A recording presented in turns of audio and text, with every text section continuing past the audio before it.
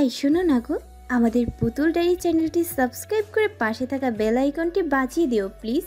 আর গল্পটি ভালো লাগলে অবশ্যই লাইক কমেন্ট করে শেয়ার করে দিও। ধন্যবাদ।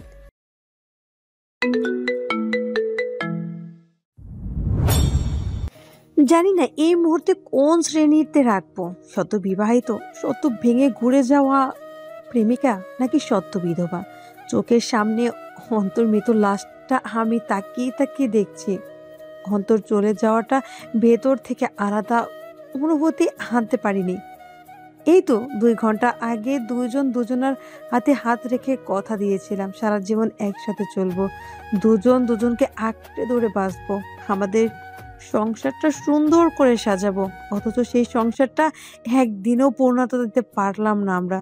2 বছরের প্রেমের সম্পর্কর পর কাঠখড় পুড়িয়ে আমাদের সম্পর্কটা পরিবারকে জানাই। বিয়ের জন্য রাজি হতেই অন্তত দেরি না করে সব গোছগাছ করে ফেলে আমাদের বিয়ের জন্য। বছর খানেক আগে অন্তত প্রমোশন হয়ে গেছে, এসআই হয়েছে, তাই সবটা গুছিয়ে বিয়ের প্রস্তাব পাঠিয়েছিল আমাদের বাড়িতে। বাবা প্রথমে রাজি না হলেও অনেক বলে কয়ে রাজি করানো হয়।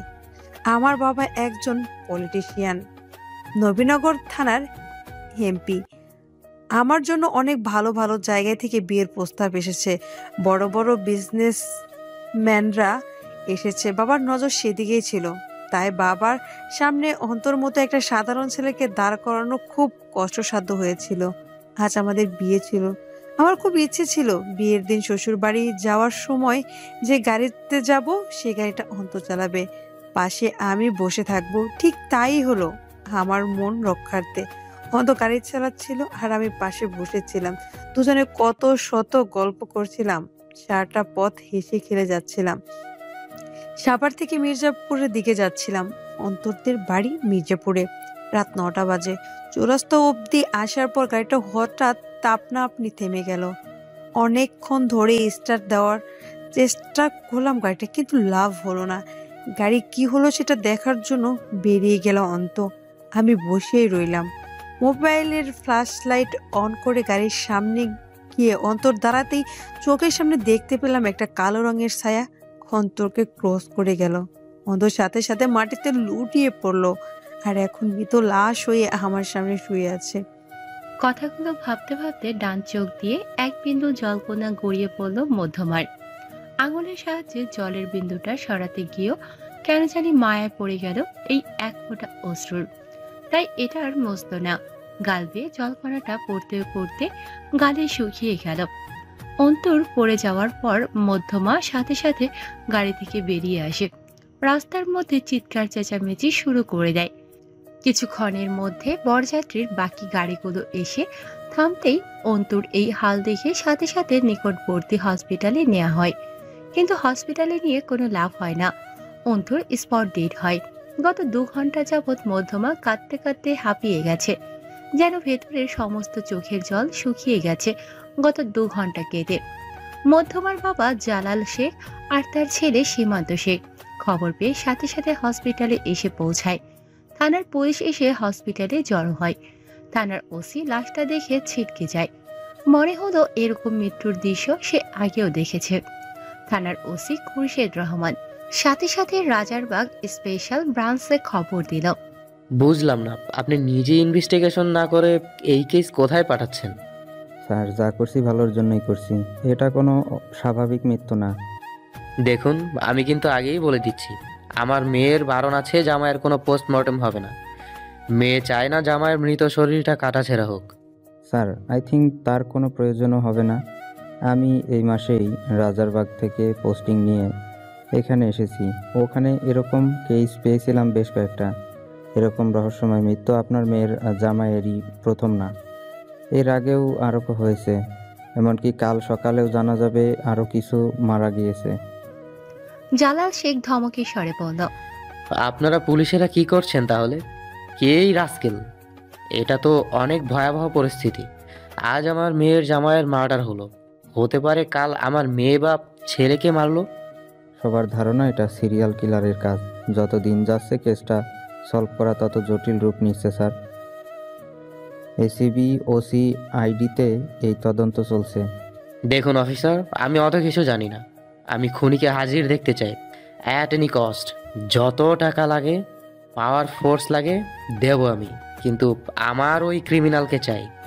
খুরশিদ রহমান শান্ত গলায় বলল, স্যার, আপনার মেয়ের সাথে কথা বলা যাবে একটু? কেন? কিছু ইম্পর্টেন্ট কোশ্চেন ছিল, জানতে পারলে আমাদের ইনভেস্টিগেশনে সুবিধা হতো, যেহেতু পোস্টমর্টম করতে দেবেন না। ঠিক আছে, আসুন। জালাল শেখ খুরশিদ রহমানকে নিয়ে মেয়ের কাছে গেল। খুরশিদ মধ্যমার সামনে হাঁটু গেড়ে বসে জিজ্ঞেস করল, মা, তুমি কি আমায় কয়েকটা প্রশ্নের উত্তর দিতে পারবে? জি বলুন। অন্তুর সাথে অমনটা হওয়া আগে কোথায় ছিলে মা? গাড়িতে বসেছিলাম। তুমি কি কি দেখেছো মা, বলবে একটু? মধ্যমা স্তম্ভিত কণ্ঠে বলতে লাগলো, চৌরাস্তা অব্দি যাওয়ার পর হঠাৎ করে গাড়িটা থেমে যায়। অন্ত গাড়িটা একদম নতুন ছিল, এই তো গত সপ্তাহে কেনা গাড়ি। এত তাড়াতাড়ি নষ্ট হওয়ার কোনো হয়েই নেই। গাড়িতে ডিজেলও ছিল পর্যাপ্ত, তবু গাড়িটা থেমে রইল। গাড়ি কি হলো ভেবে অন্ত বাইরে বের হলো, আমাকে ভেতরে থাকতে বলে। আমি বসে রইলাম, হাতের চুড়িগুলো দেখছিলাম, অন্ত চাকাগুলো ঠিক আছে কিনা সেটা দেখছিল। তারপর গাড়ির সামনে দিয়ে দাঁড়াচ্ছিল, আমি তখনই ওর দিকে তাকাই আর দেখতে পেলাম ওর পাশ দিয়ে নাকি ওর উপর দিয়ে একটা কালো রঙের ছায়ার মতো বস্ত্র গেল। আর ছায়াটা সরে যেতে অন্ত কোনো কথা না বলে মাটিতে লুটিয়ে পড়ল। কথাগুলো মধ্যমা ঠোঁট কাঁপিয়ে কাঁপিয়ে বলছিল। ভেতরটা ফেটে আসছে এই দৃশ্য মনে করার সাথে সাথে। খুরশিদ রহমান অলরেডি সেখানে পুলিশ ফোর্স পাঠিয়েছে। রাস্তার ঠিক যেখানটায় ঘটনা ঘটেছে সেখানেই চলে গেছে। পুরো ফোর্স এরিয়াটা ঘেরাও করে নিল এবং বিভিন্ন ক্লু খুঁজতে লাগলো। কোথাও কোনো ক্লু পাওয়া যাচ্ছে না। সবাই ফিরে যাবে এমন সময় খেয়াল হলো একটা জায়গায় দেখা হয়নি, সেটা হলো গাড়ির ছাদে। ওখানে লাইট ফোকাস করতেই কয়েক ফোঁটা রক্ত দেখা গেল। মধ্যমার জবানবন্দি অনুযায়ী অন্তু গাড়ির ছাদে আসেনি কোনোভাবেই। সাথে সাথে রক্ত সংরক্ষণ করে টেস্ট টিউবে করে ল্যাবে পাঠানো হলো। বাবা, ওইটা মানুষ ছিল না। কারেন্টের শক দেওয়া মানুষ এত তাড়াতাড়ি খুন করতে পারে না। ওটা কোনো কিছুর আত্মা ছিল, আমি শিওর। আমি নিজের চোখে দেখেছি বাবা, ওটা একটা ছায়া ছিল শুধুমাত্র।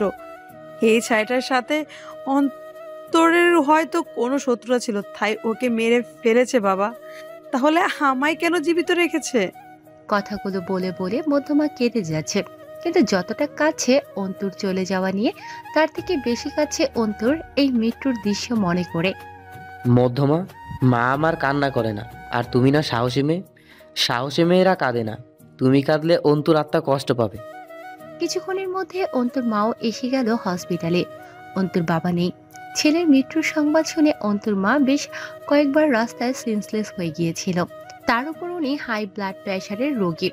হসপিটালে এসে অন্তুর ডেড বডির সামনে যেতে না যেতে ওরে অন্তুরে উক্তিটা উচ্চারণ করতেই আবার সেন্সলেস হয়ে গেল। আলাদা একটা কেবিনে নিয়ে ওনাকে স্লাইন করে রাখা হলো। স্যার, আসসালামু আলাইকুম।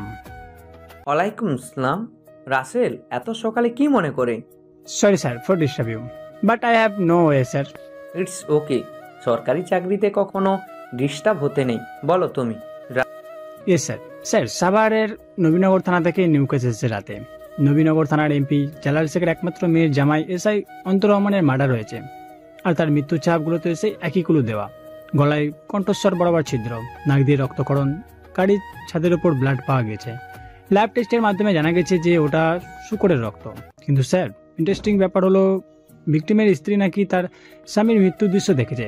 জবাববন্দি থেকে জানা যায় যে একটা ছায়া নাকি অন্তর উপর দিয়ে যায় আর অন্ত সাথে সাথে মাটিতে নেতিয়ে পড়ে। Russell, yes sir. তোমার কি মনে হচ্ছে এখনো এটা কোনো সিরিয়াল কিলারের কাজ? অবশ্যই স্যার, এই কেস আমাদের কাছে আজকেই প্রথম না। সেম কেস সলভের উদ্দেশ্যে আমরা রাতের পর রাত বিনিদ্রায় কাটাচ্ছি। তুমি কি জানো গত রাতে আরো 2 কেস এসেছে, প্রত্যেকটাই ভিন্ন জায়গায়। স্যার, প্রেতাত্মা বলতে কিছু নেই, এইগুলো কেবলই আমাদের মস্তিষ্ক ঘটা হ্যালুসিনেশন। এটা যদি কোনো প্রেতাত্মার কাজ হয় তাহলে সে দুজনকে মেরে ফেলতো, একজনকে কেন বাঁচিয়ে রাখবে? মোতালেব হোসেন দীর্ঘশ্বাস ফেলে বললেন, রাসেল, তুমি বরং এক কাজ করো, কাল রাতে যারা যারা মারা গিয়েছে খোঁজ লাগাও, তাদের একে অপরের সাথে কোনো লিঙ্ক আছে কিনা। স্যার, আমার বিশ্বাস বরাবরের মতো এবারও এরকমই তথ্য বের হবে, কারোর সাথে কারো কোনো লিঙ্ক নেই। স্যার ছোটো মুখে একটা বড় কথা বলি, আমাদের দিয়ে কেসটা সলভ করা সম্ভব না। আপনারা পুরো কর্মকর্তারা যদি ব্যাপারটা মাথায় না নেই, তাহলে পরিস্থিতি ভয়াবহ রূপ নিতে দেরি হয় নাই। মোতালেব হোসেন শান্ত স্বরে উত্তর দিল। প্রশাসন জানে কখন কোন স্টেপ নেবে। তাড়াহুড়োর কাজ কখনো ভালো হয় না। তুমি বলার আগেই আমি হেড অফিসে জানিয়ে দিয়েছি। এবার কাজটা যার হাতে যাবে সে জানে কিভাবে কি করবে। কে সলভ করবে স্যার? আমাদের ব্রাঞ্চের? সেটা সময় হলেই বুঝবে। রাত 10টা, স্থান রাজারবাগ। এসপির একটা ভবনে প্রশাসন কক্ষে বিশাল আয়তাকৃতির কাচের টেবিলের চারপাশে উপর পদস্থ কর্মকর্তাদের বিশেষ মিটিং সভা বসেছে, যেখানে উপস্থিত ডিআইজি, এডিশনাল ডিআইজি ও বেশ কয়েকজন SP, additional SP, ASP, additional ASP, OC. টেবিলের চারিপাশে প্রতিটি চেয়ার পরিপূর্ণ, শুধুমাত্র একটা চেয়ার খালি। সেই চেয়ারটা ডিআইজি স্যারের বাম পাশে অবস্থিত। মিটিংয়ে সবাই উপস্থিত হয়েছে বেশ কিছুক্ষণ ধরে। শুধুমাত্র একজনের অনুপস্থিতির কারণে থেমে আছে আজকের আলোচনা। এতে কেউ বিরক্ত বোধ না করলেও একজন বেশ বিরক্ত বোধ করছে। সামনে থাকা পানির বোতল থেকে পানি খেয়ে ডিআইজি মোশাররফ হোসেন স্যারের উদ্দেশ্যে অ্যাডিশনাল এসপি ইরফান শেখ বললেন, স্যার ছোট মুখে একটা বড় কথা বলি, মনে কিছু নেবেন না প্লিজ। কথাটা না বলে পারছি না। যার জন্য মিটিং থেমে আছে সেই ঘটনা আজ নতুন না, প্রত্যেকবারই একই ঘটনার শিকার হচ্ছি আমরা। সময় মূল্য না দিলে হয়তো আমাদেরই লস। ইরফান সাহেব, আপনি সঠিক কি বলতে চাইছেন সেটা স্পষ্ট ক্লিয়ার করুন। স্যার কী আর বলবো, বলেও তো লাভ নেই। সেও তো স্পেশাল ব্রাঞ্চের কর্মকর্তা না, শুধু আপনাদের ভেতরেও তো স্পেশাল জায়গায় স্থানপ্রাপ্ত এসপি। একজন এসপি হয়ে উনি এমন ইনডিসিপ্লিন কেন? সেই হিসেবে মিলে না। আজ অবধি দেখলাম না কোনো সময় উনি টাইমলি এলেন। ইরফান সাহেব, বলে যাবেন না যার নামে বলছেন সে আপনার সিনিয়র, আর সময় দেখাচ্ছেন আপনি। এই যে আপনি যে সময়টা এসি রুমে বসে কাটাচ্ছেন, এই সময়টাই সে দেশের জন্য কাটাচ্ছে, তাই তার এত দেরি হচ্ছে। একজন এসপি বলেই যে তার সমস্ত দায়িত্ব গার্ডদের উপর ছেড়ে দিয়ে পায়ের উপর পা তুলে হুকুমদারি করে দিন কাটাবে, সেরকম ছেলে তীব্র না। ওর র্যাঙ্ক যাই হোক, নিজের পারিশ্রমিক আর বুদ্ধির জোরে তীব্র আমার উপরে চলে গেছে।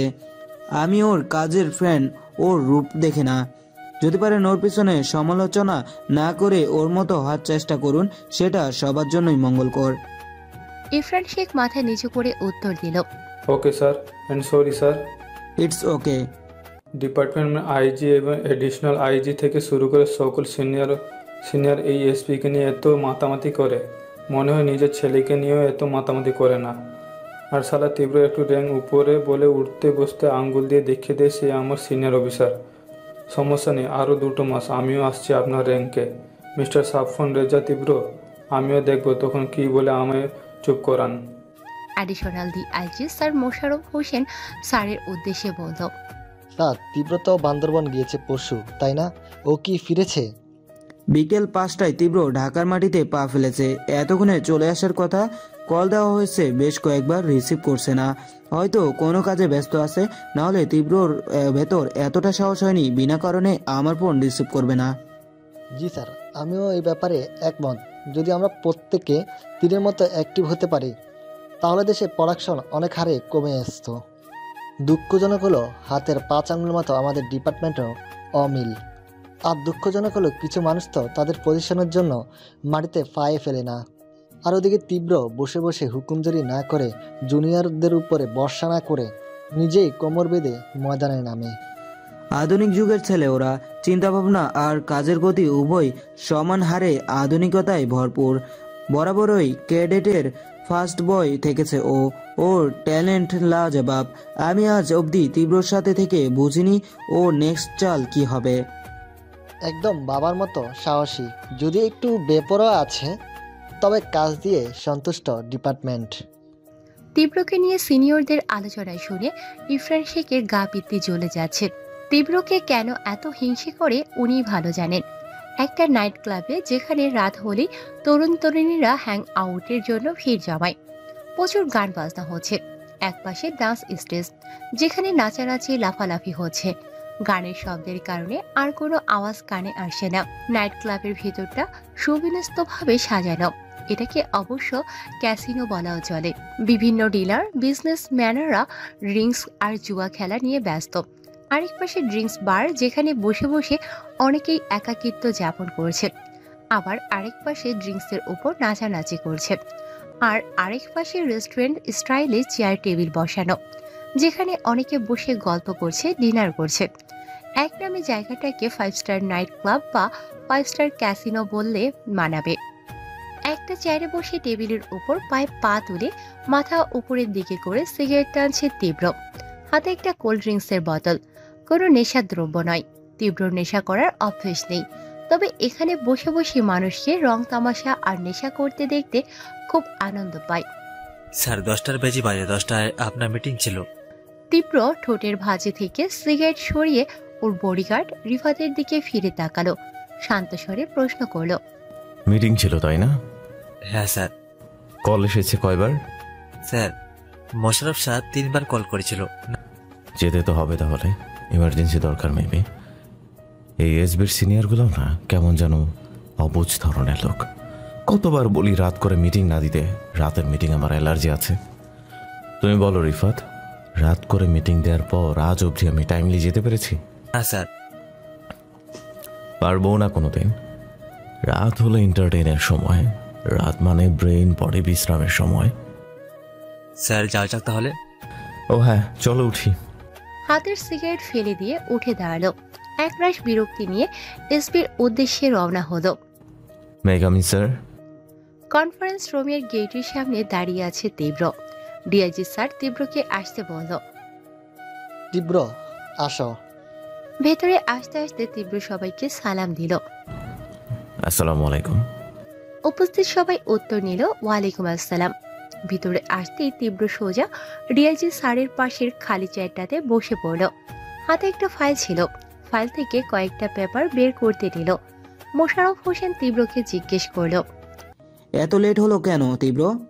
পেপারসগুলো ঘাটতে ঘাটতেই উত্তর দিল, বউ নিয়ে ঘুরতে বেরিয়েছিলাম স্যার, হঠাৎ করে দেখি মোবাইল নেই, চোর পকেট কেটে নিয়ে গেছে, সেটা খুঁজতে গিয়েই এত লেট। ইরফান শেখ তুচ্ছার্থক হাসি দিয়ে তীব্রকে বলল, আপনার মোবাইল চুরি, এটাও বিশ্বাস করতে হবে? কোনো প্রেত আত্মার কলিজাও সাহস হবে বলে আমার মনে হয় না। আরে আমি কি একবারও বলেছি আমার ফোন চুরি হয়েছে? তাহলে কার? আমার বউয়ের ফোন ছিল, অনেক সোজা শান্ত মেয়েটা, তাই চোর সহজে নিতে পেরেছে। তাহলে স্যার আপনাকে এতবার কল করছে, একটাবার রিসিভ করেননি কেন? কি করে করব? বউ আমার ফোনটা নিয়ে নেয় আর বলে, যাও আগে আমার ফোন উদ্ধার করে আনো, তারপর তোমার ফোন ফেরত পাবে। আমি কত করে বললাম নতুন আর একটা কিনে দেই, সে আমার কথা শুনলই না।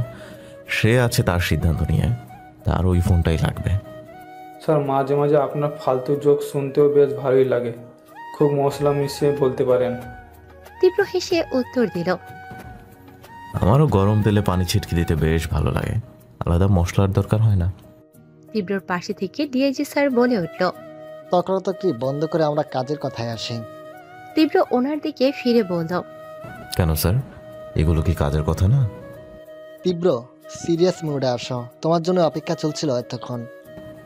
চার্লি চ্যাপলিনের অভিনয়গুলো হয়তো দেখেনি স্যার, ও কিন্তু কখনো হাসে না, কিন্তু ওর অভিনয় দেখে সবাই হাসে।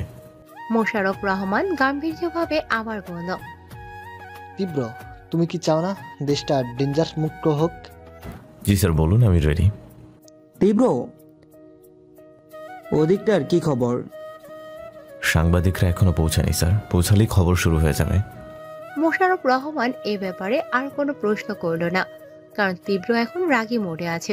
ওর রাগ বোঝার উপায় হলো হাসির ছলেই হোক আর যেভাবেই হোক প্রচন্ড তাতলামো করে, ছোট বড় কাউকেই মানে না। ওকে, এখন তোমাকে নতুন একটা ইস্যুতে জড়াতে হবে তীব্র। আই থিঙ্কস এই কেসটা একমাত্র তুমি হ্যান্ডেল করতে পারবে। টিমে যাকে নেওয়ার ইচ্ছে তাকে নাও। ওসি মুতালেব সাহেব তোমাকে সাহায্য করবে সকল ধরনের। সিআইডি অফিসেও বলা আছে তুমি যে কোনো সময় সাহায্য নিতে পারো। আমার এই কেস সলভ করা চাই, শুধু ঢাকা শহর হলে কথা ছিল। ব্যাপারটা ভয়ানকভাবে বিস্তৃত লাভ করেছে। প্রথম তোমার ঘরে এটা চাপাইনি, কারণ এটাকে সাধারণ একটা কেস ভেবেছিলাম। গতরাতে নবীনগর থানার এমপির একমাত্র কন্যার স্বামীকে হত্যা করা হয়েছে। পলিটিশিয়ানদের বেশ চাপ আসছে এসবির দিকে। বিকেলের দিকে ইস্যুটা নিয়ে বসেছিলাম। যতগুলো কেস দেখলাম প্রতিটা কেস একটাই কমপ্লেন। যতগুলো ছবি দেখলাম প্রত্যেকের মৃত্যু একই নিশানার ইঙ্গিত দিচ্ছে। কেসটার চক্র অনেক গভীর। বেশ কয়েকজন পুলিশ, সিআইবি, এমনকি আমাদের এসবির কিছু কর্মকর্তা এটা ইনভেস্টিগেশন করছে। এ ব্যাপারে বিস্তারিত জানার প্রয়োজন হলে তুমি তাদের সাথে যোগাযোগ করে নিও। মোতালেব হোসেন তোমাকে সাহায্য করবে। আপাতত এই ফাইলটা পর্যবেক্ষণ করো। ওকে স্যার, তবে আমি 2 মধ্যেই কেসটাতে হাত লাগাতে পারবো না। কাজটা তুমি কখন শুরু করবে সেটা একান্তই তোমার ব্যক্তিগত ব্যাপার। যদি বছরও লেগে যায়, এর সমাপ্তি তোমার হাতেই হবে। আমি সেই আশায় থাকবো। Okay sir, thank you, I will try my best. তীব্রর দিকে একটা ফাইল বাড়িয়ে দিয়ে বলল, এখানে তোমার প্রয়োজনীয় সমস্ত পেপারস ডিটেলস আছে, কাজে লাগতে পারে। তীব্র পেপারসে চোখ বোলাতে বোলাতে উত্তর দিল, ওকে, চিন্তা করবেন না স্যার, আজ রাতে এই টাইপ মার্ডার আর হবে না। আপনি বরং অন্য কোনো চিন্তা করুন। সবাই নীরব থাকলেও ইরফান শেখ তীব্রর দিকে সন্দেহ দৃষ্টিতে তাকিয়ে বলল, স্যার আপনি কি করে জানলেন আজ রাতে এরকম মার্ডার হবে না? তীব্র রহস্যময় হাসি দিয়ে বলল, সবসময় সাধু সন্ন্যাসীরাই যে ভবিষ্যৎ বলতে পারে তা তো না। আমরা সাধারণ মানুষরাও পারে কিছু ভবিষ্যৎ বলতে বা আন্দাজ করতে। কিন্তু কি যুক্তি আছে এই কথার? আজ বৃহস্পতিবার, কিলার আজ সারা সপ্তাহে যা ইনকাম করেছে আজ রাতে সব টাকা উড়াবে, আর রাত ভর্তি মাস্তি করে সারাদিন ঘুমাবে। কাল শুক্রবার রাত 12টার আগে আর মার্ডার হবে না, কারণ কিলার আর যাই হোক শুক্রবারকে পবিত্র দিন বলে বিশ্বাস ও মর্যাদা করে। যে কিনে এত মানুষ মারছে প্রতি রাতে, সে মানবে শুক্রবার? শুধু কিলার না, ব্যাপারটা সবার মধ্যেই ঘটে। আমাদের পুলিশের মধ্যেই কি আর না আছে? ঘুষ খায় সেও জুমার নামাজ পড়তে চায়, যে সৎ সেও জুমার নামাজ পড়তে চায়। তো এখন কি বলবেন ইরফান শেখ? স্যার আপনার ভবিষ্যৎবাণী কতটা যুক্তিসঙ্গত আছে এটা বুঝবো কিভাবে? বোঝার উপায় হলো, ধরুন আজ আপনার ওয়াইফের বার্থডে, কিন্তু আপনার মনে নাই। এখন আপনি বাড়ি ফিরে দেখবেন আপনার ওয়াইফ আপনার জন্য করলার ভর্তা, করলা ভাজি, করলার তরকারি রান্না করে রাখছে। আশা করি বুঝতে পেরেছেন। তীব্রর মুখের কথা শুনে ইরফান শেখের চোখ মুখ শক্ত হয়ে গেল। আজ ওনার স্ত্রীর বার্থডে, তীব্র জানলো কি করে? আর উনি তো সত্যি ভুলে গেছেন ব্যাপারটা। তবে 3 নাম্বারটাও মিলে রাখি, দেখা যাক। এত কিছু না ভেবে বেরিয়ে পড়ুন ইরফান সাহেব। 12টা ওভার হয়ে গেলে বউ কিন্তু বাপের বাড়ি চলে যাবে এই রাতেই। আপনি কি আমার সাথে ইয়ার্কি করছেন স্যার? তীব্র বাঁকা হাসির সাথে উত্তর দিল, অবশ্য আপনার সাথে আমার ইয়ার্কির সম্পর্ক নয়। ইরফান শেখ চুপ করে আছেন। বাকি সবাই ব্যাপারটা নিয়ে হাসলেও ইরফান শেখ ব্যাপারটা নিয়ে গভীর চিন্তায় পড়ে গেল। এই তীব্রর মধ্যে কিছু একটা ব্যাপার আছে। মিনিট 10 কিছু কেস নিয়ে আলোচনা করার পর মিটিং শেষ হলো। ইরফান শেখ তাড়াহুড়ো করে বেরিয়ে গেল। একে একে কনফারেন্স রুম থেকে বেরিয়ে গেল সবাই। শুধু বাদ রইল ডিআইজি মোশাররফ রহমান আর তীব্র। স্যার আপনাকে যে পেপারসগুলো দিলাম ওগুলো পাটোয়ারি স্যারের থেকে সাইন করে এনে দেবেন। আমার কাজ আছে, আপনি কষ্ট করে কাজটা এগিয়ে দেবেন। কিসের পেপারস এগুলো? আগামী 36 ঘন্টা 38টা মার্ডার হতে পারে, তাই নোটিশ আর অনিশ্চিত কাল র্যাবে পোস্টিং এর অ্যাপ্লিকেশন। হঠাৎ এতগুলো একসাথে মার্ডার? কারণ ওরা দেশ ধ্বংস করে দিলেও এদেশে ওদের বিচার নাই। তীব্র, তোমার রক্তের তেজস্ক্রিয়া একটু কমাও, সবার জন্য মঙ্গল। তীব্র কথাটার কোনো তোয়াক্কা না করে তুচ্ছ হাসি দিল। পাটোয়ারি স্যার তোমাকে দেখা করতে বলেছিল। তীব্র স্বাভাবিক কণ্ঠে বলল, দিনের বেলা করে নেব, রাতে মুড থাকে না কাজকর্মের।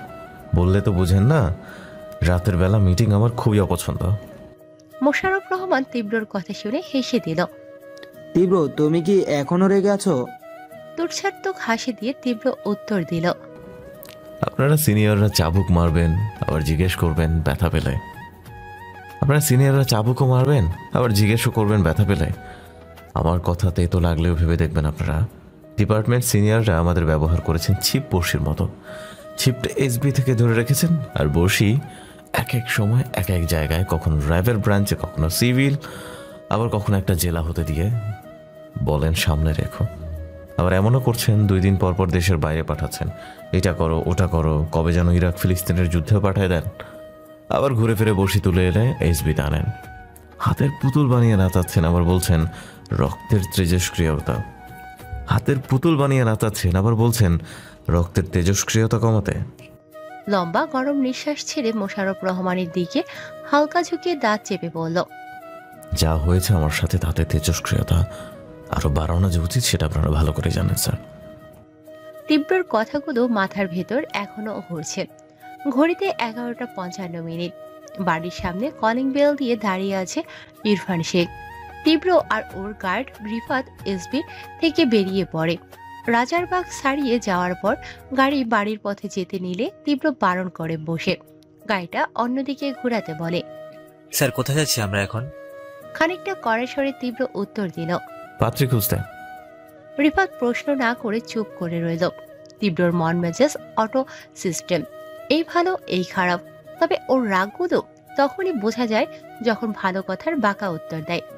জীবনের কিছু ধাপ কঠিন রূপ নিয়ে সামনে এসে জীবন নামক শব্দের উপর বিস্ফোরিত হয় আর দিয়ে যায় একরাশ তেজস্ক্রিয়তা, যার রেশমিশে সৃষ্টি হয় তেজস্ক্রিয় রক্তধ্বনি। কাজের লোক গেট খুলতেই ইরফান শেখ ভেতরে ঢুকিয়ে লক্ষ্য করল তার স্ত্রীর চেহারার মধ্যে একটা হিংস্রতা কাজ করছে। আবহাওয়া কিছুটা আন্দাজ করতে পেরেছে। কোনো প্রশ্ন না করে ফ্রেশ হয়ে ইরফান শেখ ডিনারের জন্য টেবিলে বসে গেল। ডাইনিংয়ে বসতেই চোখ কপালে উঠে যাওয়ার মতো উপক্রম। তীব্র যা যা বলেছিল ঠিক তাই তাই রান্না করেছে। করলা ভর্তা, করলা ভাজি আর মাছবিহীন করলার ঝোল তরকারি। এটা দেখে একদমই নিজের চোখকে বিশ্বাস করতে পারছে না।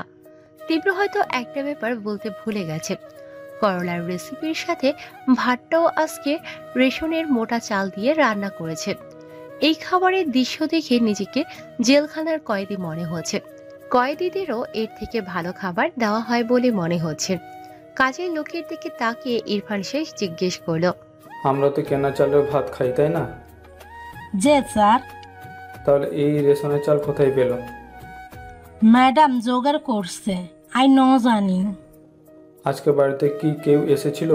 দেখতে শ্যাম বর্ণের, গায়ের রং লম্বা চওড়া, ইয়াং, দেখতে সুন্দর, কিন্তু চোখের দিকে তাকালে ভয়ঙ্কর লাগে এরকম? কই না তো, কাউরে দেখি নাই। কেউ আহে নাই স্যার। তুমি শিওর? জি স্যার। ছেলে মেয়েরাও কি এই খাবারই খেয়েছে? খাবার না খেয়ে উঠে গেলেন ইরফান শেখ। নিজের রুমে যেতেই দেখলো স্ত্রী গাল ফুলিয়ে বসে আছে। তীব্রর কথা শুনে আবহাওয়া আন্দাজ করেছিল ইরফান শেখ। তীব্রকে অপছন্দ করলেও ওর কথাগুলো না চাইতেও বিশ্বাস করে ফেলে। এসপির সিনিয়ররা তীব্রকে নিয়ে একটু বেশি মাতামাতি করে, আর ও কখনো বেয়াদবি করলেও সবাই স্বাভাবিকভাবে নেয়। এই ব্যাপারটা ইরফান শেখ মেনে নিতে পারে না, যার জন্য সারা পথ তীব্রর সাথে নিজেকে নিয়ে কম্পিটিশন করতে থাকে আর তীব্রর কাছে হেরে যায় বারবার। এই কারণে তীব্রকে বিষের কাটার মতো লাগে। একটা জুয়েলারি বক্স বউয়ের দিকে এগিয়ে দিয়ে বলল, দেশের অবস্থা ভালো না, তাই তোমার বার্থডে সেলিব্রেট তো দূরে থাক, উইশ করার টাইম হয়নি। এত খাটাখাটির পরে এসব কথা মাথায়ও থাকে না। এবারের মতো সরি। রাত মাঝরাত থেকে অনেকটা পেরিয়ে গেছে। রিফাত খানিক সময়ের জন্য চুপ থেকে আবারও জিজ্ঞেস করল, স্যার কোথায় যাচ্ছি আমরা? তীব্র চোখ বন্ধ করে উত্তর দিল, বলেছি না একবার বিয়ের জন্য পাত্রী দেখতে যাচ্ছি। রিফাত আবার নীরব হয়ে গেল। তীব্র গম্ভীর স্বরে রিফাতকে ডাক দিল, রিফাত। বলুন স্যার। গভর্নমেন্ট থেকে তোমাকে আমার সাথে দেওয়া হয়েছে কেন? আপনাকে প্রোটেক্ট করার জন্য স্যার। কয়বার প্রোটেক্ট করেছো? তীব্র প্রশ্ন বিভ্রান্তিতে ফেলে দিল রিফাতকে। ঢোক গিলে উত্তর দিল, স্যার একবারও না। আলাদা বডিগার্ড দিয়ে সরকার খামোখা টাকা নষ্ট করছে। গাড়িটা ঠিক আছে, সরকারি গাড়ি দেখে মানুষ খুব সম্মান দেয়, বিশেষ করে ট্রাফিক পুলিশগুলো, কিন্তু বডিগার্ড দেওয়ার কোনো মানেই হয় না। মৃত্যু যদি থাকে ললাটের লিখনে, সূচের ভেতর লুকিয়ে থাকলেও মৃত্যু সেখানেই উপস্থিত হবে। জি স্যার। পুলিশের চাকরি নিয়ে তোমার কি অনুভূতি? ভালোই স্যার। পুলিশের চাকরিটা আমার একদমই পছন্দ না, কিন্তু আমার দুর্ভাগ্য এই পুলিশের চাকরি করে খেতে হচ্ছে। বাপ দাদার পুরো খানদান পুলিশ পেশাটাই বেছে নিয়েছে। আমার বাবা ছিলেন পুলিশ, দাদা ছিলেন পুলিশ, সাথে ছিল খাঁটি বাঙালি এবং একজন মুক্তিযোদ্ধাও বটে, কিন্তু দাদার বাবা ছিলেন খাঁটি রাজাকার। কতটা সত্যি এটা জানি না, ইতিহাস ঘিরে এইটুকুই জেনেছি। কি আজব তাই না? বাপ রাজাকার, ছেলে মুক্তিযোদ্ধা, কিন্তু আমাদের বাপ বেটাদের মধ্যে মিল আছে। যোদ্ধা শহীদ, নিজের জীবন বিলীন করে দেশের জন্য ছুটছি, মাঝপথে আপনজন হারাচ্ছি। পুলিশের চাকরি পছন্দ না হওয়া সত্ত্বেও দায়িত্ব পালন করে যাচ্ছি। এটাকে কি বলে রিফাত? আত্মবিসর্জন স্যার। রাইট। আমার কথাগুলো তুমি খুব ভালো মতো বুঝো বলেই তোমাকে আমি পোস্টিং দিইনি এখনো। এভাবেই কাজে লেগে থাকো, সন্তুষ্ট হয়ে একদিন প্রমোশনের ব্যবস্থাও করে দিব। তুমি কি প্রমোশনের জন্য পরীক্ষা দিয়েছ? না স্যার, সামনের বছর দেয়া নিয়ত আছে। কাজটা ঠিক করো নাই, পরীক্ষা দেওয়া উচিত ছিল। 6টা মাস কষ্ট করে ট্রেনিং করে পরীক্ষা দাও। Okay sir. গাড়িটা নিয়ে বাড়ি চলে যাও রিফাত। কিন্তু স্যার। কোনো কিন্তু না, যা বলছি করো। স্যার আপনার মা বাবার টেনশন করবেন। বাবা টেনশন করবে না, আর মাকে আমি ফোন করে বলে দেব। তুমি যাও। দুহাত ঘাড়ের পেছনে দিয়ে চোখ বন্ধ করে নীরবতা পালন করছে তীব্র। কিছুক্ষণ পর ড্রাইভারকে গাড়ি থামাতে বলল। গাড়ি থামাতে তীব্র গাড়ি থেকে নেমে এলো। রিফাত নামতে যাবে তখন তীব্র বলে উঠল। না চাইতো মাঝ রাস্তায় তীব্রকে ছেড়ে দিয়ে রিফাতের চলে যেতে হলো। তীব্র উল্টো দিকে ঘুরে আনমনে ছন্নছাড়া গতিতে হেঁটে যাচ্ছে। কিছু একটা কারণে তীব্রর ভেতরটা বড্ড অশান্ত। ল্যাম্পপোস্টের নিচে বসে বসে সিগারেটের পর সিগারেট শেষ করে যাচ্ছে। আরেক হাতে পিস্তল নিয়ে ঘুরিয়ে ঘুরিয়ে পর্যবেক্ষণ করছে। তীব্রর বাবা সেলিম রাজা একজন উচ্চপদস্থ পুলিশ অফিসার ছিলেন, বর্তমানে রিটায়ার্ড অফিসার। তীব্রের মা একজন হাউসওয়াইফ। একটা বোন আছে, তার নাম তৃপ্তি রেজা। বিয়ে হয়েছে, মেয়েও আছে দুটো। তৃপ্তির বিয়ে কোনো সরকারি চাকরিজীবীর কাছে নয়, ইনসেপ্টা ঔষধ কোম্পানিতে উচ্চ পদে চাকরি করে তৃপ্তির হাজবেন্ড। লাভ ম্যারেজ বলে এমনটা হয়েছে, অ্যারেঞ্জ ম্যারেজ হলে ওকেও হয়তো কোনো পুলিশের কাছে বিয়ে দিত। এইটুকুই তীব্রর পরিবার। তীব্রর বিয়ের বয়স হলেও ওকে বিয়ের কথা বলার সাহস কেউ পায় না। বাড়ির লোকেদের সাথে তীব্রর সম্পর্ক তেমন ভালো না, আবার খারাপও না। শুধু খাবার টেবিলে বসে সবার মুখ একবার করে দেখতে পায়, কিন্তু ইচ্ছায় কাউকে দেখে না। কথাও খুব কম বলে। কেউ কিছু জিজ্ঞেস করলে উত্তর দেয় ভালো মতো, এইটুকুই ওর কথাবার্তা। একটা ঝাপসা প্রতিচ্ছবি প্রতিবিম্বের ন্যায় দেখা যাচ্ছে। একজন যুবতী বয়সী নারী ছোট ছোট দুটো বাচ্চা নিয়ে ছুটছে। একজন কোলে আরেকজনকে ডান হাতটা ধরে এগোচ্ছে, আর এই তিনজনের পেছন থেকে একটা নারী কণ্ঠী শব্দ আসে, নিশান নিশান। হঠাৎ করেই অন্ধকারে মিলিয়ে গেল এদের অস্তিত্ব। কিছুক্ষণ পর আবার দেখতে পাওয়া গেল অন্য একটা তরুণী বয়সী কিশোরী মেয়ে হাঁপাতে হাঁপাতে দৌড়াচ্ছে আর জোরে জোরে বলছে, আপি আপি আপি। পুরোটা বলার আগেই চোখ খুলে চিৎকার দিয়ে উঠল মিশান। হাঁপাতে হাঁপাতে শুধু একটা নামে উচ্চারণ করছে, নিশান নিশান নিশান। মিশানের চিৎকার চেঁচামেচি শুনে তাফসিন আর ওর মা বনিতা বেগম ছুটে এলো মিশানের রুমে। বনিতা বেগম মিশানকে জড়িয়ে ধরল সাথে সাথে। মিশান মা, কি হয়েছে মা, কি হয়েছে সোনা? মিশান কান্নার স্বরে ঢোক গিলতে গিলতে বলতে লাগলো, মিমি মিমি মিমি, নিশান নিশান নিশান কোথায়? তাফসিন মিশানকে পানির বোতল এগিয়ে দিতে দিতে বলল, মিশান আপি শান্ত হও, নিশান আছে, ও তো আমার রুমে ছিল, ও আসছে, তুমি পানিটা খাও খাও। নিশান তো রুমে, তাই না? কে আসতে বল, আমি দেখবো ওকে, দেখতে খুব ইচ্ছে করছে আমার। মিশান অস্থিরতার সাথে ছটফট করতে করতে জোরে ডাকতে লাগলো, নিশান নিশান। তাফসিন হাতের আঁচলে পানি নিয়ে মিশানের মুখে ফিকে মারল। মিশান পানির ঝাপটাকে চোখ বন্ধ করে নিল। চোখ খুলে পানির বোতল হাতে নিয়ে ঢক ঢক করে পানি গিলে নিল। অতঃপর আপনা আপনি চুপ হয়ে গেল, কি মনে করে যেন হয়তো স্বাভাবিক অবস্থায় ফিরে এসেছে। এতক্ষণ দুঃস্বপ্ন দেখে অস্থির হয়ে গিয়েছিল। স্বপ্নের ঘোরে মিশান কান্নাও করেছে, চোখ দুটো ভেজা টলমলে। মিশান চুপ হওয়ার পর তাফসিন আর বনিতা বেগম বুঝতে পারলেন মিশানের দুই স্বপ্নের ঘোর কেটে গেছে। তাফসিন লাইটটা অফ করে মাকে নিয়ে বেরিয়ে গেল। বনিতা বেগমের চোখ দুটো ছলছল করছে, ভেজা গলায় বলতে লাগলো, আর কতকাল মিশানের এই যন্ত্রণা দেখতে হবে? মাঝে মাঝে মনে হয় ওর এই রূপ না দেখতে চাইলে পৃথিবীর লোক ত্যাগ করতে হবে আমার। মা, কি আর করা যায়, যা হবার তা তো হবেই, আমাদের উচিত শক্ত হওয়া। তাফসিনের বাবার সামনে গিয়ে কান্নার স্বরে বনিতা বেগম বলতে লাগলেন, টাকা পয়সার কি অভাব আছে? কত করে বলছি দেশের বাইরে নিয়ে মেয়েটা চিকিৎসা করাও তোমরা। বনিতা বেগম তুচ্ছার্থক ভাবে বলল, কি জরুরি? আমাদের পাশে থাকা জরুরি। কি বুঝাতে চাস তোরা সবাই মিলে? মিশানের তো এই যন্ত্রণা রাতে গর্জে ওঠে। যে সময় ওর পাশে ও কাউকে ভিড়তে দেয় না, একা একা থাকবে, আবার চিৎকারও করবে। তাহলে আমরা কাছে থাকা বা না থাকায় কি আসে যায়? আর দেশের সাইকিয়াট্রিস্ট দেখিয়ে ন্যূনতম পরিমাণেও যদি উপকার হতো তাহলে মেনে নিতাম। কোনো লাভ হচ্ছে কি? আরো ভয়াবহ হয়ে যাচ্ছে ওর অবস্থা। কথাগুলো বলতে বলতেই কেঁদে দিলেন বনিতা বেগম। এদিকে মিশান দেয়ালের সাথে গুটিসুটি মেরে বসে আছে। হুঁশ ফেরার পর মনে পড়েছে নিশান আসলে নেই। নিশান কেবলই মিশানের কল্পনাতে সীমাবদ্ধ। চাইলেও নিশানের অস্তিত্বকে পাবে না। কেবলই ওর কবরের মাটি ছাড়া আর কোনো অস্তিত্ব নেই। পাথরের মতো নীরব হয়ে চোখের পানি ফেলে যাচ্ছে মিশান। এরকম বিষণ্ণ প্রহর শুধু আজই নয়, এটা মিশানের মস্তিষ্কের বিশেষ অংশ জুড়ে আছে। স্বপ্ন সেটা কি? একজন মানুষ বছরে গড়ে 1460টা স্বপ্ন দেখে, মানে প্রতি রাতে 10টা স্বপ্ন। আর যদি এই 10টা স্বপ্ন একই রূপে আসে দুঃস্বপ্ন হয়ে, একটা ঘন অন্ধকার নিরিবিলি কনকনে রাত আর দুঃস্বপ্ন নয় কি ঘুমটাকে ছিকে তোলা আর রাতটাকে বিষাক্ত করে দেওয়ার জন্য যথেষ্ট? সাধারণ মানুষের স্বপ্নের স্থায়িত্বকাল 3 থেকে 5 সেকেন্ড হয়। শক্তিশালী মানুষের স্বপ্নের স্থায়িত্বকাল হয় 7 সেকেন্ড। ঘুম থেকে ওঠার পর ব্রেইন সেই 3 থেকে 5 সেকেন্ড বা 7 সেকেন্ডকে ঘন্টাব্যাপী স্টোরি বানিয়ে দেয়, যার রেশ ঘুম থেকে ওঠার পরেও থেকে যায়। 10টা দুঃস্বপ্নের রেশ থেকে যায় সারাটা রাত। এই ঘটনা যদি হয় প্রতি রাতের, তবে রেশ থেকে যায় সারা জীবন। আর এই রেশগুলোই একটু একটু করে খুঁড়ে খুঁড়ে খাচ্ছে আমার মস্তিষ্ক।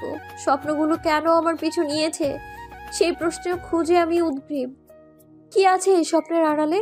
কিছু ইঙ্গিত দিচ্ছে কি আমায়? তাফসিন এসে মিশানের পাশে চুপচাপ বসলো। মিশান তাফসিনকে শান্ত স্বরে জিজ্ঞেস করল, কয়টা বাজে? 1টা। মামা ফিরেছে? দীপ কবে ফিরবে? ঠিক নেই। সকাল হতে অনেক দেরি, তাই না?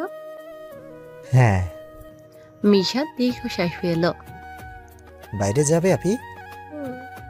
দাঁড়াও, আমি রেডি হয়ে আসছি। তুই থাক, আমি একাই যাব। না, একা যেতে দেব না। ভাইয়া একা ছাড়তে বারণ করেছে। তাফসিন উঠে নিজের রুমে গেল। মিশান উঠে দাঁড়ালো। টি শার্টের ওপর একটা শার্ট পরে মাথায় কালো রঙের একটা স্পোর্টস ক্যাপ পরল। মিশান আর তাফসিন চুপচাপ বেরিয়ে পড়ল বাড়ি থেকে। গাড়ি নিয়ে বের না হয়ে পায়ে হেঁটে দুজনে বেরিয়ে পড়ল। মিশান ওর মামা মামির সাথে থাকে। তাফসিন দেব দুজন মামাতো ভাই। মিশানের বাবা মা আছে কি নেই সেটা সঠিক জানে না। বয়স আর মস্তিষ্কের কিছু ত্রুটির জন্য মনে নেই। মিশানের মন ভোলা রোগটা প্রখর। শুধু একটা ব্যাপারে মিশানের মন ভোলা রোগ নেই, যেটা ওর মস্তিষ্কের মধ্যে সেট করা থাকে। মিশানের মন ভোলা রোগটা অনিচ্ছাকৃত নয়, এটা ওর নিজের তৈরি একটা অভ্যেস। ইচ্ছে করেই অপ্রয়োজনীয় জিনিস ভুলে যেতে পছন্দ করে, আর সফল হয়। ব্যাপারটা আজও হলেও ঘটনা সত্যি। তীব্রর হাতের পিস্তলটা ঘুরিয়ে ঘুরিয়ে পর্যবেক্ষণ শেষ করে একটা রুমাল দিয়ে পিস্তলটা মোছা শেষ করে রুমালটা পাশে বিছিয়ে রাখলো। অতঃপর সেই রুমালের ওপর পিস্তল রেখে তীব্র উঠে চলে গেল। আস্তে আস্তে হালকা কুয়াশাচ্ছন্ন অন্ধকারে মিলিয়ে গেল।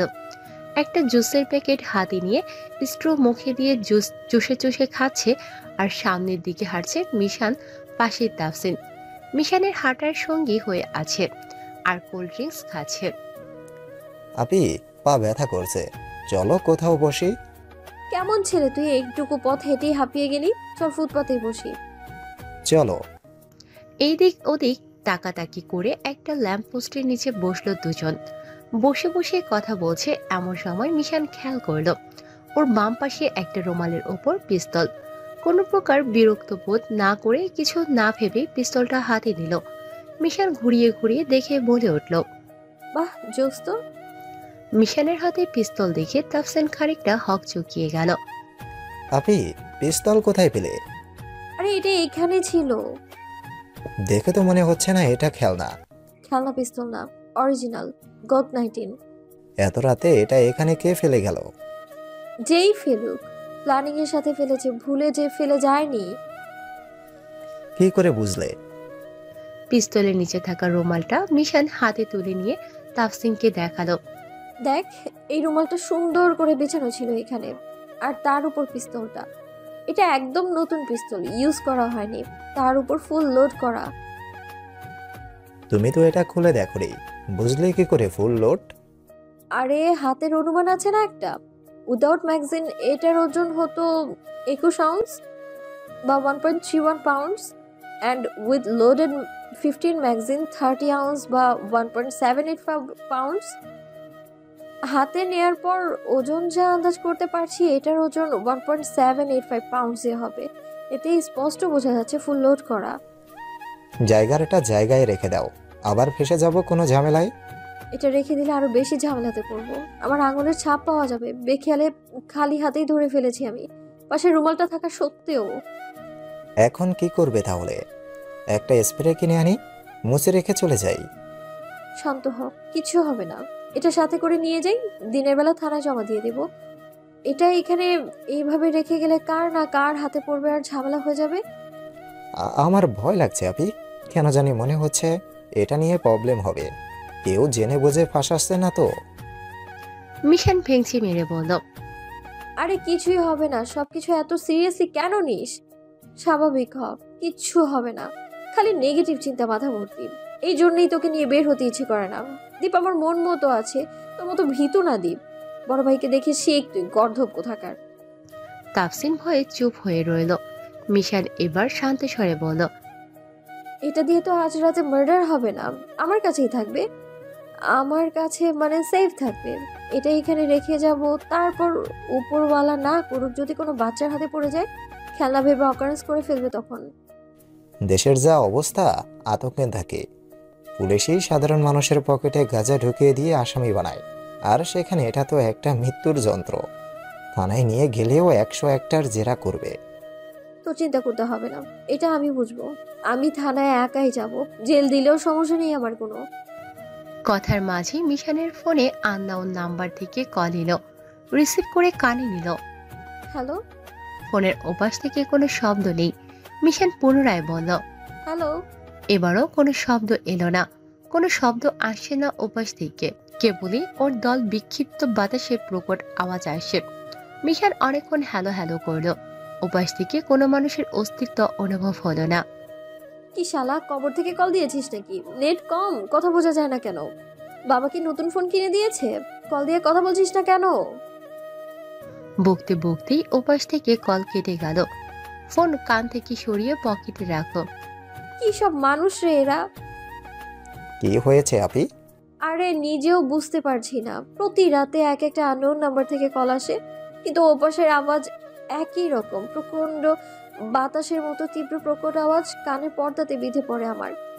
কোনো মানুষ কথা বলে না। আমি শিওর এই সবগুলো নাম্বারের মালিক একজনই হবে, কিন্তু কে সে সেটাই বুঝতে পারছি না। অসহায় ভঙ্গিতে তাফসিন বলল, আপি বল। আমার কাছে কেমন জানি রহস্যময় লাগছে ব্যাপারটা। কোনো বিপদে ফেসে যাব না তো আমরা? ফজরের আজানের পরপর তীব্র বাড়িতে এসে উপস্থিত হয়। বাড়ির বাইরে সিকিউরিটি তীব্রকে দেখে দাঁড়িয়ে পড়ে। কারেন্টের গতিতে গেট খুলে দেয়। তীব্র গাড়ি ছাড়া হেঁটে হেঁটে বাড়িতে এসেছে। সিকিউরিটি কিছু বলতে গিয়েও চুপ হয়ে গেল তীব্রর চোখের ইশারায়। হাতে থেকে সিগারেট মাটিতে ফেলে জুতো দিয়ে পিষে ভেতরে প্রবেশ করল। তীব্রর মা নামাজ পড়ে ড্রয়িং রুমে বসে তসবিহ জিকির করছিল। তীব্রকে দেখা মাত্র দেহে প্রাণ ফিরে এলো যেন। তীব্র কথা না বলো, ওকে একটা নজর দেখলেই তার দেহে প্রাণ বসবাস করে। যতক্ষণ তীব্র বাইরে থাকে তার ভেতরে ঝড় চলে। তুমি ঘুমাওনি রাতে? ঘুমিয়েছিলাম তো। চোখ দেখে মনে হচ্ছে না তো। না মানে নামাজ পড়তে উঠছিলাম তো, তারপর আর ঘুম হয়নি, তাই রেহানাকে বলছি 1 কাপ চা দিতে, খেয়ে আবার ঘুমিয়ে যাব। মা তুমি আমাকে শিখিও না, তোমাকে আমি লাস্ট ওয়ার্নিং দিচ্ছি। নেক্সট টাইম যদি দেখি রাতে না ঘুমিয়ে জেগে জেগে কাটিয়েছো, আমি প্রমিস করছি আমি বাড়ি ছেড়ে কোয়ার্টার গিয়ে থাকবো, তোমাদের সাথে থাকবো না। ওরকম করে বলিস না বাবা, তোর জন্য চিন্তা হয় খুব। তুই এত রাত করে ফিরছিস, বেশিরভাগ সময় রাত পোহালে ফিরিস, খুব টেনশন হয় রে বাবা। কিসের চিন্তা মা? আমি কি ৭১-এর যুদ্ধে যাচ্ছি? পুলিশের চাকরি আর মানুষ করে না? বাবার বেলায়ও কি একই কাজ করতে? আমাকে ভুলভাল এক্সকিউজ দেখাবে না বললাম। তীব্রের মা নিশ্চুপ হয়ে গেল। মাকে চোখ রাঙিয়ে নিজের রুমে চলে গেল তীব্র। ওর রুমে ঢুকে প্রথম কাজ হলো ভেতর থেকে দরজা লক করে দেওয়া। তীব্র সব সময় নিজের মতো করে থাকে, সাদাসিধে জীবন ওর। একজন এসপি লাইফ স্টাইল যেমন হওয়ার কথা, তার কিঞ্চিত বিশেষত্ব দেখা যায় না ওর মধ্যে। বাবার পেনশনের পুরো টাকা দিয়ে ঢাকায় একটা বড় করে বাড়ি করেছে তীব্রের মায়ের মন মতো করে। তীব্রের ঘরটা অনেক বড় হলেও এর ভিতর কেমন অদ্ভুত ডেকোরেশন। থাই গ্লাস দিয়ে কয়েকটা ছোট ছোট ক্যাবিনেট মতো করা রুমের ভেতরে একপাশে বিভিন্ন ইলেকট্রনিক ডিভাইস পর্যায়ক্রমে সাজানো, আরেক পাশে হোয়াইট বোর্ড যার চারিপাশে বিভিন্ন নিউজ পেপার অংশ ছড়িয়ে ছিটিয়ে আছে। আরেক পাশে শুধু একটা পড়ার টেবিলের মতো, আর চারিপাশে বুক সেলফ দিয়ে ঘেরাও করা। আরেক পাশের কেবিনে সিঙ্গেল খাট একটা, একটা ওয়াল ক্যাবিনেট, আরেকটা কাপড় রাখার স্ট্যান্ড। এই কেবিনের সাথে একটা অ্যাটাচড ওয়াশরুম। পুরো রুমে একটা জানালা আছে, জানালার এই পাশে কোনো কেবিন করা হয়নি।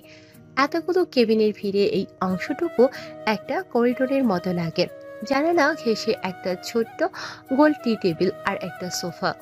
পুরো বাড়িতে তীব্রর এই অংশটুকুতে তীব্র ছাড়া আর কারো পা পড়ে না। ঘর পরিষ্কার করার প্রয়োজন হলে নিজ দায়িত্বে করে নেয়। কাউকে রুমে ঢুকতে দেওয়ার মতো রিস্ক তীব্র নেয় না, কারণ অনেক দরকারি ইনফরমেশন তীব্র রুমে ছড়ানো ছিটানো থাকে। তীব্র বাদে সবার কাছে এই ঘরটা একটা রহস্যময় ঘর। এই ঘরের ভিতর কি আছে, কেমন তার নকশা, সেটা শুধু তীব্র জানে, আর যাকে দিয়ে ভেতরে এই নকশা করেছে সে জানে। এই ঘরে তীব্র ছাড়া আর একজনের পা পড়েছে, কিন্তু 2 বছর আগে তার আসা বন্ধ হয়েছে। রুমটার ডিভাইস সিস্টেম করে সিকিউরিটি লক করা। এই রুমটা খুলতে হয় তীব্রের ফিঙ্গারপ্রিন্ট লাগবে, না হয় সিক্রেট পাসওয়ার্ড পিনকোড। রুম থেকে বেরিয়ে রুম লক করে রেখে যায়, ভিতরে ঢুকলেও লক করে রেখে দেয়। বাই এনি চান্স তীব্র যদি ঘরের ভিতর মরেও থাকে, ওকে উদ্ধার করার বড্ড জটিল হয়ে পড়বে। তার মধ্যে এই রুমের আশেপাশে কোনো বারান্দাও নেই। এই অদ্ভুতের জীবনধারী তীব্রের জীবন রহস্যে ঘেরা, যে রহস্যের ঠিকানা জন্মদাতা পিতামাতাও জানে না।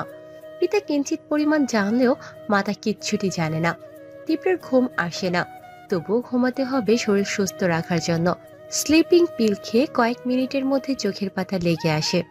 আর এদিকে মিশান, যার চোখ ভরা ঘুম থাকতেও কেউ যেন ওর ঘুমকে দণ্ডনীয় অপরাধ জারি করেছে, যার জন্য চাইলেও ঘুমাতে পারছে না। একটু গভীর ঘুমে তলিয়ে গেলেই দুঃস্বপ্নগুলো মস্তিষ্কে চড়ে বসে।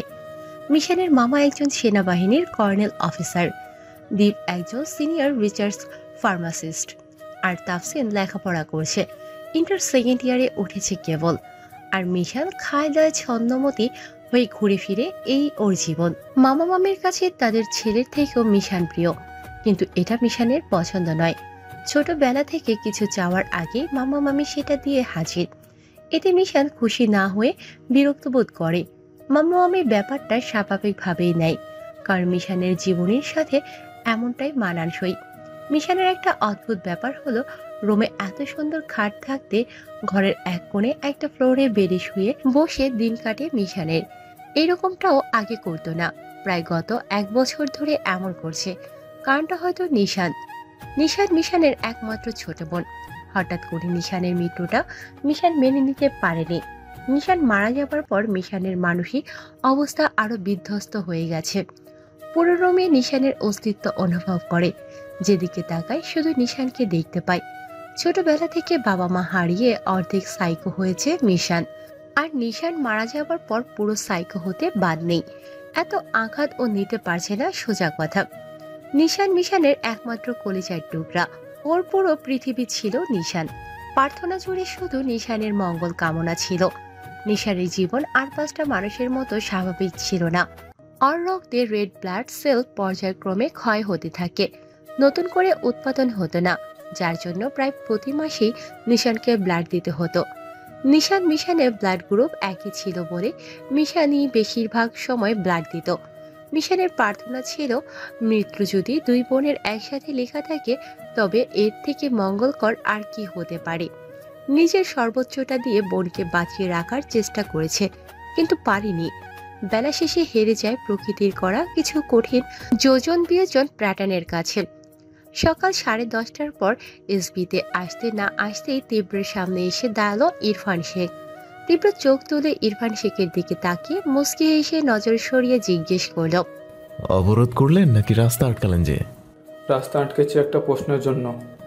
হয়তো প্রশ্নটা আমি জানি, কিন্তু আমি আগেই বলে দিচ্ছি এর উত্তর আমার কাছে নেই।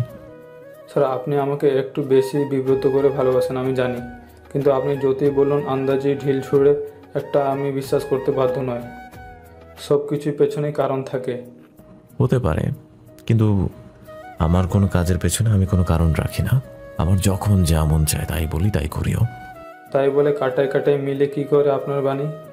মিলে কিনা জানি না, তবে একটা ফিলসফি আছে। কোন এক বিখ্যাত ফিলসফার বলেছিল, আমরা যা বিশ্বাস করি আমাদের সাথে তাই হয়। আপনি ভেবে দেখুন, আপনি কাল আমার কথাগুলো না চাইতেও বিশ্বাস করেছেন, আর তাই হয়েছে। অবিশ্বাস করে দেখতেন একবার, তারপর না হয় প্রশ্নটা যুক্তিযুক্ত ছিল। ঠিক আছে, এটা বাদ দিলাম। তাহলে এখন একটা বলুন, আজ সকালে ভালো মতো খোঁজ নিয়ে দেখি কাল রাতে সিরিয়াল কিলারের হাতে কারো মৃত্যু হয়নি। আর আপনি কিন্তু কাল ভবিষ্যৎবাণী দিয়েছিলেন, এটা মিলে গেল কি করে? না জেনে মানুষ এত বড় ভবিষ্যৎ বার্তা দেয় কিভাবে? আসলে কি জানেন, যে সিরিয়াল কিলার সে আমার বউ।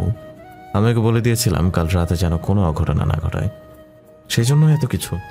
ইরফান শেখ তুচ্ছার্থক হাসি দিয়ে বলল, আপনার বউ? স্যার, আপনি আমাকে বিব্রত করতে গিয়ে একটু বেশি বলে ফেলেন না। সিরিয়াল কিলার আপনার বউ? সিরিয়াল কিলার আপনার বউ তো দূরে থাক, একজন নারী। এটা বললেই তো ব্যাপারটা চরম পর্যায়ে হাস্যকর। তীব্র সন্দেহ দৃষ্টিতে তাকিয়ে জিজ্ঞেস করল, তার মানে আপনি বলতে চাইছেন সিরিয়াল কিলার একটা পুরুষ? অবশ্যই। আপনি কি করে জানলেন যে ওটা পুরুষ নাকি নারী? নারী হতেই পারে না। এটা না জানা কি হলো, বোঝা যায় সব। কোনো নারীর পক্ষে এরকম কাজ করা সম্ভব নয়।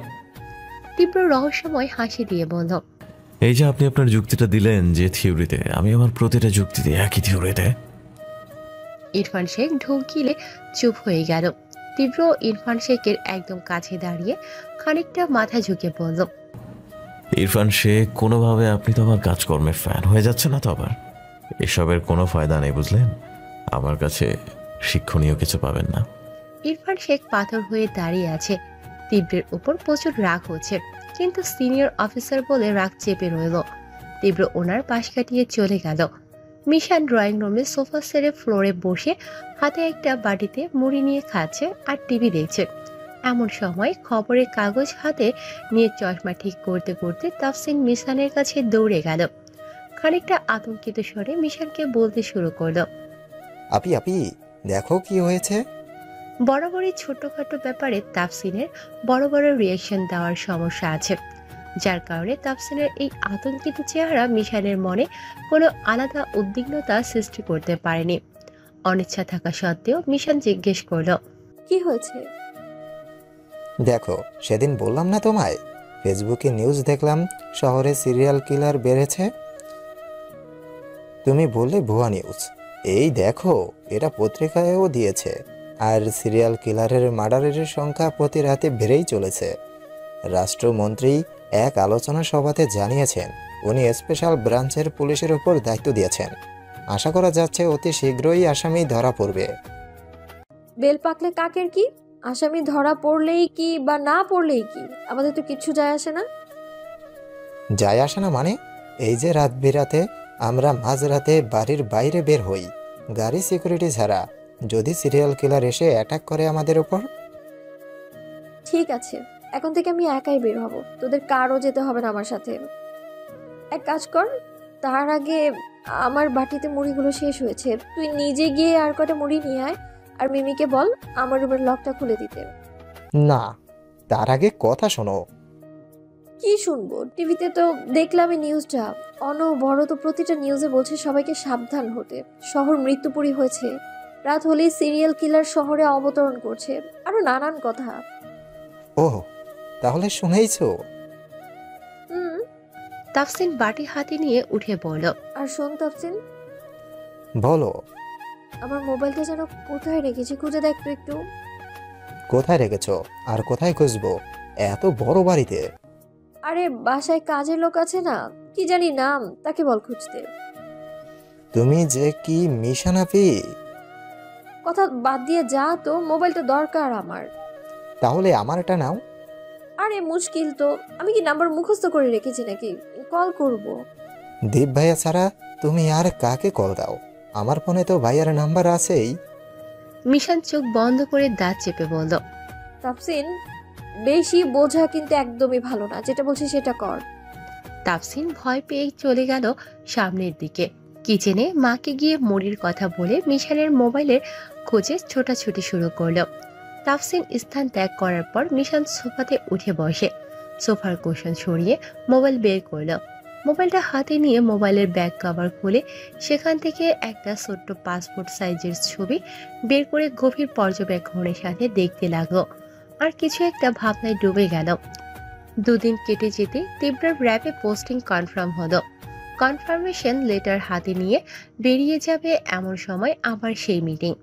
শেষবারের মতো মিটিংয়ে জয়েনের অনুরোধ করা হলো তীব্রকে। মন না চাইতেও বিরক্তি নিয়ে ইচ্ছে করে মিটিংয়ে লেট করে এন্ট্রি নিল। এত লেট কেন তীব্র? সময়ের প্রতি একটু রেসপন্সিবল হতে পারো। ক্যাডেটে তো তোমাদের অনেক ভালো সময়ানুবর্তিতা শিখিয়েছে, তাহলে তুমি এমন করো কেন? সময় জ্ঞান কি শুধু আমার একার কম? আর একটা কথা, আমি এখন এসবির প্রোডাক্ট না, একটু আগে র্যাবে কনভার্ট হয়ে গেছি। যদিও কাল সকাল থেকে কালো পোশাক পরে বেরোবো, তারপরেও এখন আমি স্পেশাল ব্রাঞ্চে নেই। ধরতে গেলে আমি এখন বাইরের মানুষ, এসবির আত্মীয়। তারপরেও কেন আমাকে আপনাদের মিটিংয়ে ডাকা হয়েছে? তীব্র, সামনে যেসব মিশন আছে সেইগুলো ক্যান্সেল করো, আর যেটা বলছি সেটাতে ফোকাস করো। দেশের অবস্থা খুবই খারাপ। এই সিরিয়াল কিলারের ব্যাপারটা যতই ধামাচাপা দিয়ে রাখতে চাইছি, ততই যেন লোক জানাজানি হচ্ছে। একদিকে স্বরাষ্ট্র মন্ত্রীর চাপ, আরেকদিকে মিডিয়া সাংবাদিক, এগুলো কৈফিয়ত দিতে দিতে আমরা হাঁপিয়ে গেছি। আসামি ধরার মতো কোনো ক্লু খুঁজে পাচ্ছে না।